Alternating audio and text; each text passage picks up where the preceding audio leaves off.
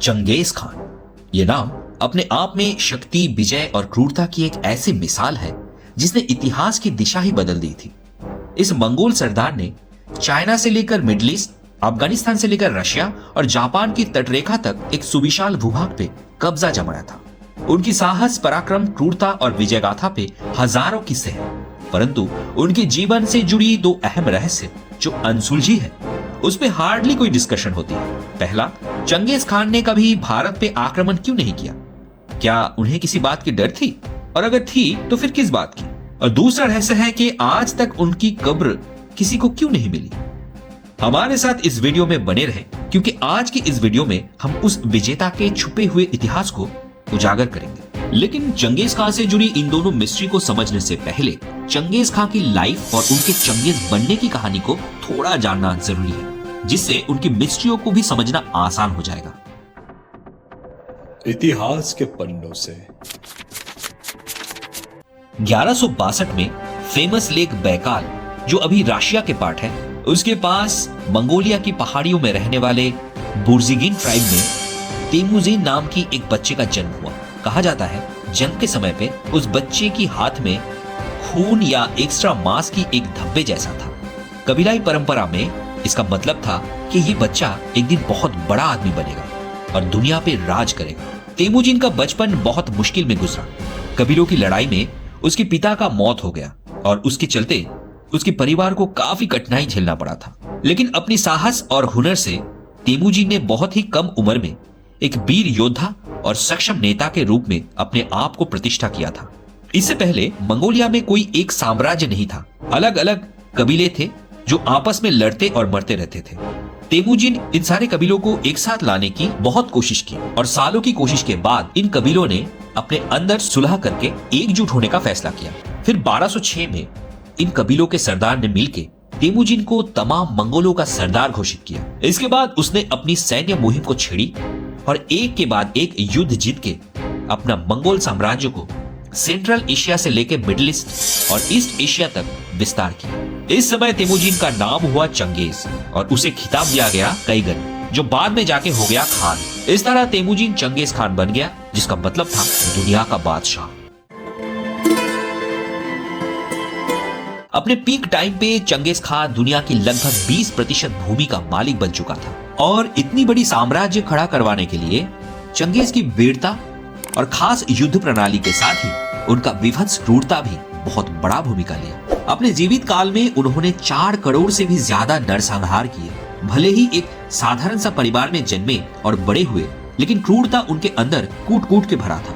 केवल 10 साल की उम्र में चंगेज और उनके बड़े भाई के बीच छोटा सा एक शिकार का हिस्सा करने को लेके बहुत झगड़ा हुई, तो चंगेज ने गुस्से में आके अपने बड़े भाई का कत्ल कर दिया। मात्र 16 साल की उम्र में जब उनकी शादी हुई तो इसके बाद उनके परिवार पे एक हमला होती है और मार्केट्स नाम की एक कबीले के लोग उनकी पत्नी बोर्ते को बंधक बना लेते हैं। इसके बदले में चंगेज अपने कबीले के लोगों को लेके मार्केट्स कबीले पे हमला कर देता है और उनके सारे लोगों को एक एक करके चुन चुन के मार डालता है। चंगेज की ये क्रूरता धीरे धीरे बढ़ते हुए जब वो मंगोल नेता बने तब विभत्स आकार ले लिया। युद्ध के समय सिर्फ प्रतिपक्ष के लड़ाकुओं को ही नहीं, बल्कि प्रतिपक्ष के इलाके में रहने वाले साधारण लोगों को भी वो बहुत बेरहमी से बिना जरूरत के मार डालता था। उनका खौफ इतना ज्यादा था कि बहुत सी राजाओं ने सिर्फ उनके डर से ही बिना लड़े ही अपना राज्य चंगेज के हवाले कर दिया था। लेकिन इतने बड़े साम्राज्य के मालिक होने के और निरंतर विजय गाथा रचने के बाद भी वो क्यों भारत पे विजय हासिल नहीं कर पाए? उनके लिए भारत अछूता क्यों रहा? चलिए जानते हैं।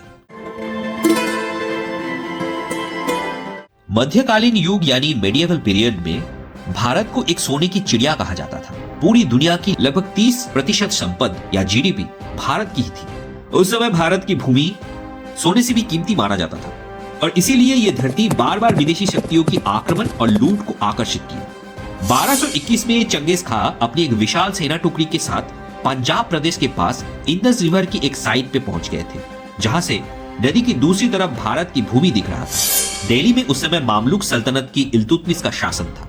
उस समय दिल्ली सल्तनत अपने इनिशियल डेज में था और कुछ ज्यादा ताकतवर नहीं था, तो ऑब्वियस है कि चंगेज खान अगर हमला करते तो उसे काउंटर करने की क्षमता दिल्ली के शासकों का नहीं था।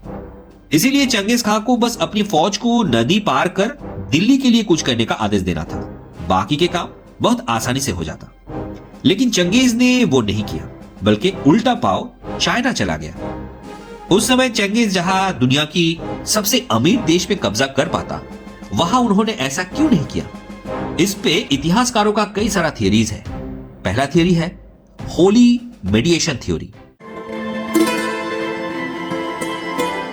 इस थियरी के अनुसार इंडस रिवर के पास पहुंचने के बाद भारत पे आक्रमण करने का जब प्लानिंग कर रहे थे चंगेज खां, तब एक रात उन्होंने एक अजीब सपना देखा। सपनों में उन्होंने एक यूनिकॉर्न को देखा। वो यूनिकॉर्न भारत और उज्बेकिस्तान के बॉर्डर पे खड़ा था और चंगेज को इशारों में भारत पे आक्रमण ना करने का सलाह दे रहा था और वापस चीन की तरफ रुख करने का इशारा कर रहा था। इस थियरी को मानने वाले लोगों का कहना है कि भले ही चंगेज खां क्रूर और आक्रामक हो, पर वो धार्मिक थे और इस ऊपर वाले की एक आदेश समझ के अपने भारत विजय का परियोजना त्याग करके वो चीन की तरफ रुख कर दिए। दूसरा थियरी है पॉलिटिकल कंपल्शन थियरी। इस थियरी को मानने वाले कहते हैं कि चंगेज खां एक ब्रेव वॉरियर के साथ साथ शूट पॉलिटिशियन भी थे। उनका हर एक वॉर स्ट्रेटेजी के पीछे जरूर कोई पॉलिटिकली मोटिवेटेड प्लान होता था। उदाहरण के तौर पे चंगेज खां ने चाइना के फेमस जिया और जिन डायनेस्टी के ऊपर आक्रमण करके उनके साम्राज्यों पे कब्जा कर लिया था और ये इसलिए किया था क्योंकि ये दोनों डायनेस्टी मंगोलों के ऊपर सालों तक जुल्म ढाए थे। मंगोलों की कबीलों के अंदर हमेशा फूट डाल के आपस में लड़ाते और उलझा के रखते थे। इसीलिए चंगेज खां ने उन पे आक्रमण किया था। ऐसे ही उन्होंने काराखितान और ख्वारिज्म जैसे बड़ी एम्पायर्स को भी पॉलिटिकल रीजन से ही कैप्चर किया था। यानी उनके हर एक इन्वेट के पीछे कोई इंपॉर्टेंट कारण जरूर होता था। चंगेज खां की इसी फितरत को बहुत अच्छे से समझ गए थे तब के दिल्ली के शासक इल्तुतमिश और उनके बाद के शासक भी। इल्तुतमिश ने इस बात का खास ख्याल रखा कि उनका कोई भी काम चंगेज खां को प्रोवोक ना करे, वरना चंगेज और उनके अनस्टॉपेबल आर्मी दिल्ली को ध्वस्त कर सकते थे। यहाँ तक कि चंगेज से युद्ध में हारने के बाद जब ख्वारिज्म के सम्राट जलालुद्दीन मंगबरानी दिल्ली सम्राट इल्तुतमिश से आश्रय मांगे तो उन्होंने साफ मना कर दिया, सिर्फ चंगेज की आक्रोश से बचने के लिए। शायद इसीलिए भारत का तकदीर अच्छा था और वो चंगेज खां की कहर से बच गया। तीसरी थियरी है वॉर स्ट्रेटेजी के बारे में। इसके अनुसार चंगेज खां की मंगोलियन आर्मी भले ही अनस्टॉपेबल हो और युद्ध में उनको महारत हासिल हो, परंतु ये पूरी आर्मी बहुत ठंडे इलाके में रहने और युद्ध करने के आदी थे। भारत के दिल्ली और पंजाब के बहुत ज्यादा गर्मी में युद्ध करना और सरवाइव करना उनकी बस की बात नहीं थी। उल्टा वो लोग बुरी तरह हार भी सकते थे। इसी संभावना को भांपते हुए चंगेज ने अपने आर्मी को वापस मोड़ लिया। चौथी और आखिरी थियरी सबसे इंपॉर्टेंट है और इसे रेवेलियन थियरी कहा जाता है। इसके मुताबिक चंगेज जब इंदास के तट पे पहुंचे तो उनको खबर मिली कि उनके साम्राज्य के अंतर्गत चाइना की जिया डायनेस्टी के किंग ने उनके खिलाफ बगावत कर दिया है। इस सिचुएशन में चंगेज को एक इंपॉर्टेंट डिसीजन लेना था। क्या वो भारत पे कब्जा करके अपनी साम्राज्य का विस्तार करना चाहते हैं या फिर जिया किंग के विद्रोह को कुचल के अपना एग्जिस्टिंग एम्पायर को अटूट रखना। वो दूसरा चॉइस अपनाते हुए भारत विजय का सपना त्याग के अपने साम्राज्य को अटूट रखने के मकसद से चाइना चले गए। इन चारों थ्योरीज में से कोई भी अनडाउटेडली प्रूव्ड नहीं है, इसीलिए इस विषय पे कंक्लूजन ड्रॉ करना बहुत ही ज्यादा मुश्किल है। अब चर्चा करते हैं दूसरी मिस्ट्री पे कि की कब्र आज तक क्यों नहीं मिली।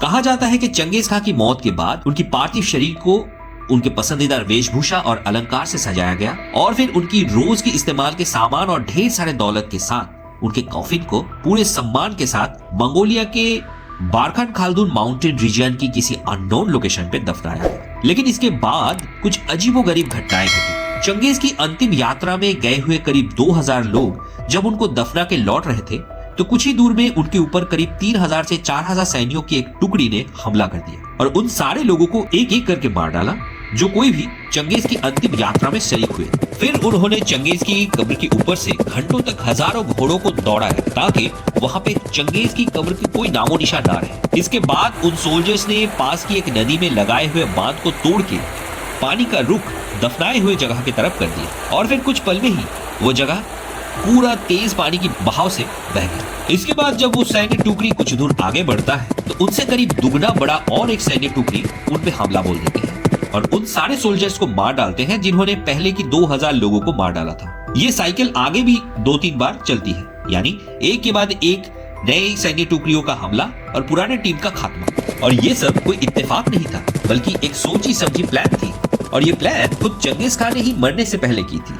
दरअसल वो नहीं चाहते थे कि उनकी कब्र का पता किसी को चले, क्योंकि उनको डर था उन्होंने इतना ज्यादा शत्रु पाल लिए हैं कि उनके मौत के बाद उनकी कब्र के बारे में पता चलते ही शत्रु उनके कब्र को खोद के उनकी शरीर या बचे हुए अस्थियों को उठा के अपमानित कर सकते हैं। और ये उस समय की एक आम बात थी, इसीलिए आज तक चंगेज खां की कब्र के बारे में किसी को पता नहीं चली। इस काम में कई सौ सालों से हिस्ट्री और आर्कियोलॉजी के दिग्गज लोग लगे हुए हैं। यहाँ तक कि सैटेलाइट और कई सारे एडवांस्ड ट्रैकिंग टेक्नोलॉजी का भी इस्तेमाल हुआ है, पर कोई रिजल्ट नहीं मिली। और ऐसे ही चंगेज खान ने अपनी बुद्धि से मौत के 1000 साल बाद भी पूरी दुनिया के दिग्गजों को हरा दिया है। तो ये थी कहानी चंगेज खान और उनसे जुड़ी हुई 2 अहम मिस्ट्रियों की। आशा करते हैं आपको अच्छी लगी होगी, और अगर अच्छी लगी है तो वीडियो को लाइक शेयर जरूर करें।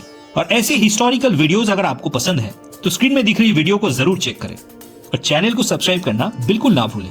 तो फिर मिलते हैं अगली वीडियो में, तब तक के लिए स्वस्थ रहे, सुखी रहे।